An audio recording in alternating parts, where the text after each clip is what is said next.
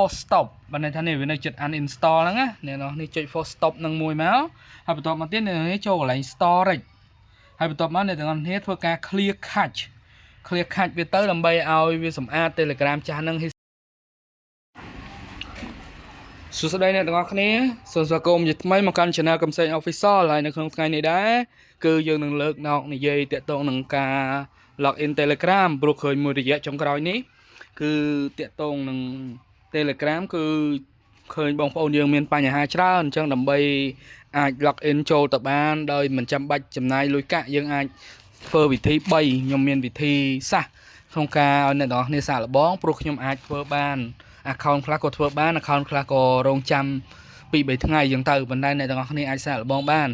អញ្ចឹងនៅក្នុងថ្ងៃនេះខ្ញុំបង្ហាញទៅលើទូរស័ព្ទដៃប្រភេទ Android ណាអញ្ចឹងនៅពេលដែលអ្នកទាំងអស់គ្នា sign in ទៅដល់ពេលឬមួយក៏នៅសុកវា load ចេញមក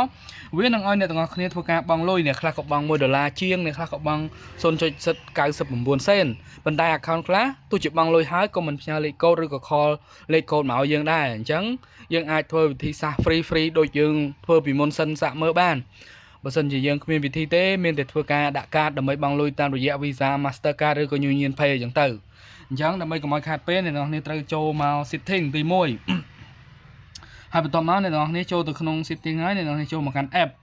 បើន័យថា app មកយើងចុច app ទៀតបើន័យថាយើងទៅរកមើលកម្មវិធី Telegram នៅក្នុង app នៅក្នុង setting ហ្នឹងអ្នកនរគ្នា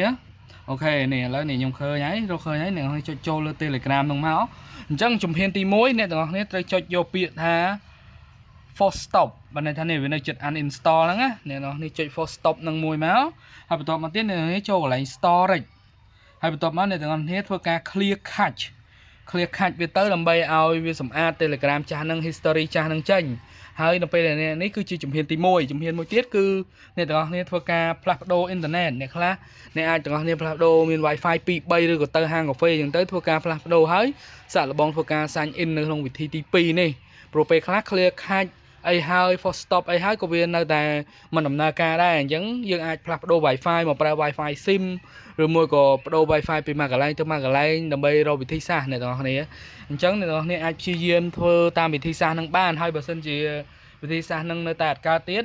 អញ្ចឹងមានតែវិធីមួយទៀតគឺយើងធ្វើដើម្បីប្រើបណ្ដោះអាសន្នសិនយើងត្រូវការប្រើបញ្ញាប់អីចឹងអ្នកទាំងអស់គ្នានេះគឺយើងចូលមកកាន់ Chrome មកហើយយើងវាយពាក្យថា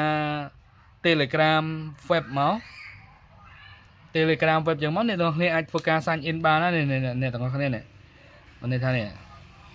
Telegram desktop ហ្នឹងឬមួយក៏ web ហ្នឹងគឺអ្នកទាំងអស់គ្នាអាចចូលមកបានហើយបានន័យថាអ្នកទាំងអស់គ្នាអាចចូលទៅគឺធ្វើការប្រើប្រាស់បានណាគឺយើងអាចធ្វើការ sign in sign អីបានអញ្ចឹងណាអ្នកទាំងអស់គ្នានេះគឺជាការចែករំលែករបស់ខ្ញុំអញ្ចឹងអ្នកទាំងអស់គ្នាចង់ដឹងអីទៀតពីខ្ញុំសូម comment នៅខាងក្រោម